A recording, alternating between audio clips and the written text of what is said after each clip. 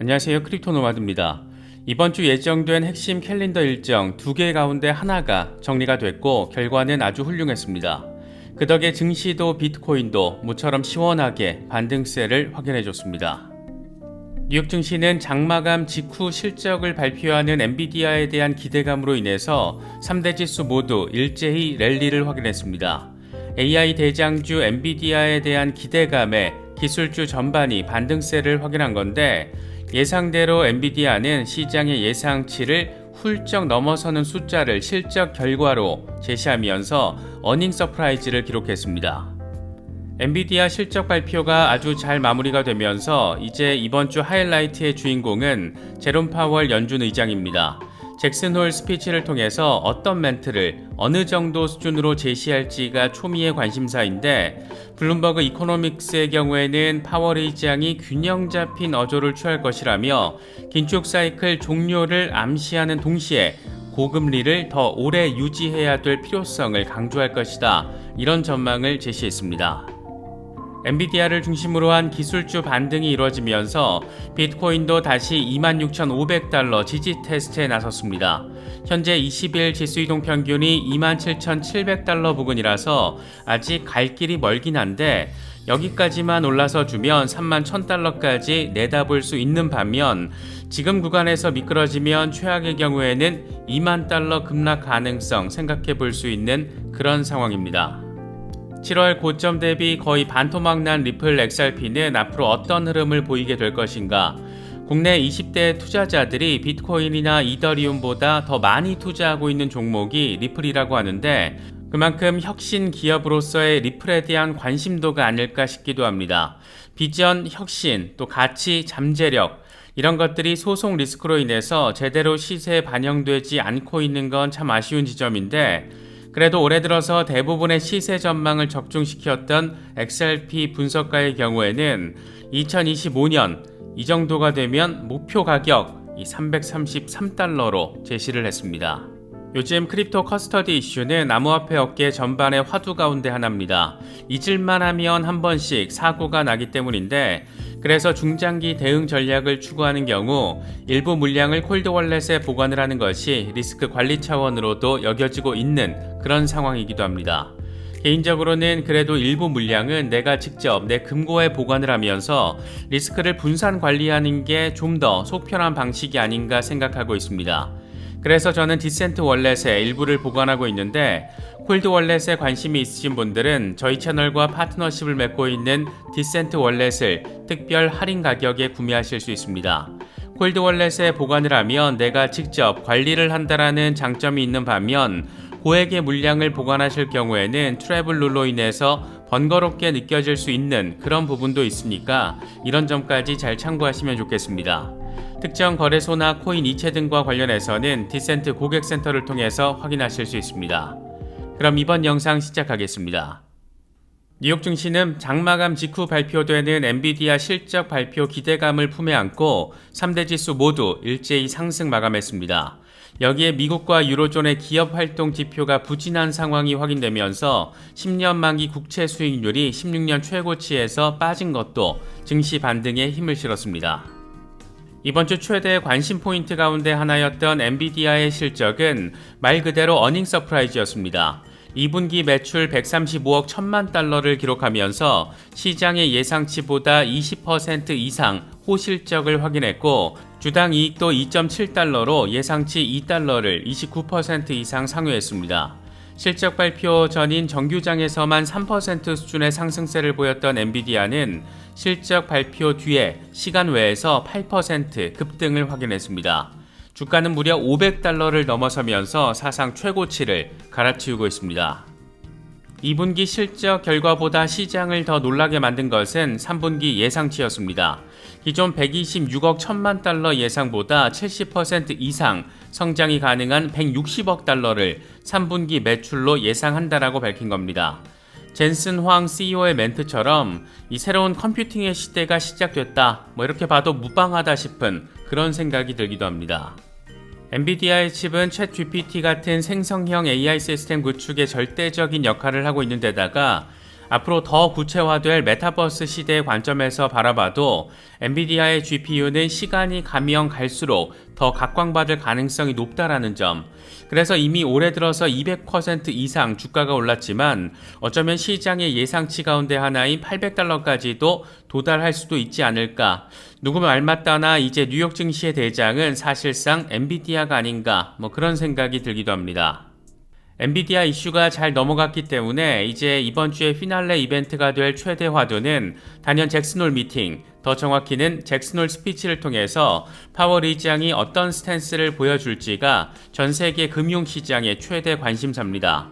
파월 의장이 뭔 소리를 어떻게 할지에 대해서 여러 전망들 나오고 있는데, 이와 관련해서 블룸버그 이코노믹스는 파월 의장이 균형 잡힌 어조를 취할 것이다. 긴축 사이클 종료를 암시하는 동시에 고금리를 더 오래 유지해야 될 필요성을 강조할 것이다 라고 내다봤습니다.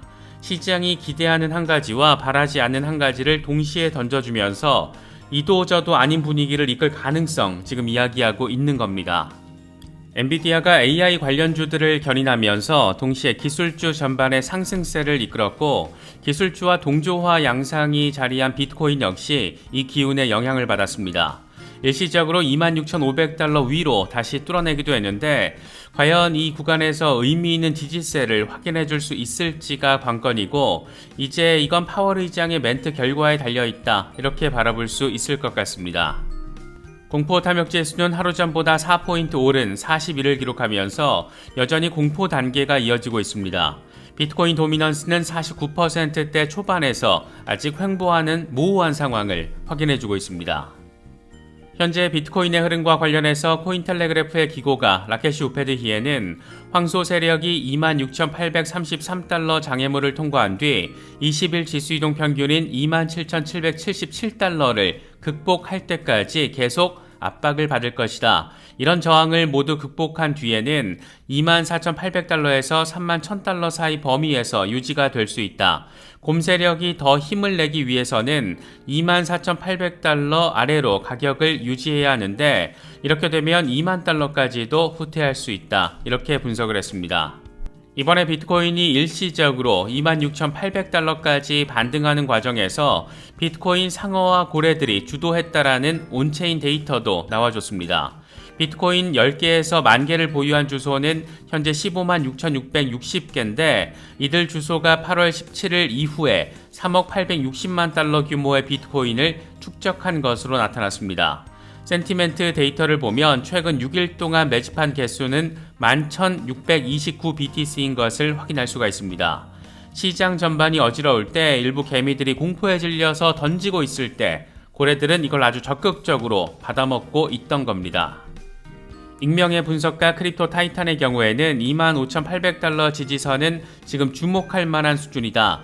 비트코인이 27,300달러에서 27,600달러까지 반등을 해도 놀랍지 않을 건데, 지금 일간 RSI가 극도로 과매도 상태라는 점을 염두에 둘 필요가 있다. 이렇게 설명을 하면서 추가 반등 가능성에 방점을 찍었습니다. 최근 30억 달러 규모의 비트코인 고래 주소가 새롭게 등장을 하면서 블랙록이 주인이네, 로빈후드가 주인이네, 로빈후드가 블랙록을 대행하고 있는 거네 등등 여러 이야기들이 나왔는데, 이와 관련해서 블룸버그의 ETF 애널리스트 제임스 세이파트는 블랙록은 현물 ETF 상장 전까지 비트코인을 매집할 가능성은 낮다, 이렇게 진단을 했습니다. 블랙록은 현물 ETF와 관련해서 비트코인에 수억 달러를 이미 투자했을 리가 없다. 블랙록은 펀드가 상장되기 하루 정도 전에 매수를 단행할 것이다. 그 규모는 50만 달러에서 수백만 달러가 될 수 있다. 블랙록은 ETF 상장 전에는 비트코인을 쌓아놓지 않을 것이다. 이렇게 주장을 했습니다.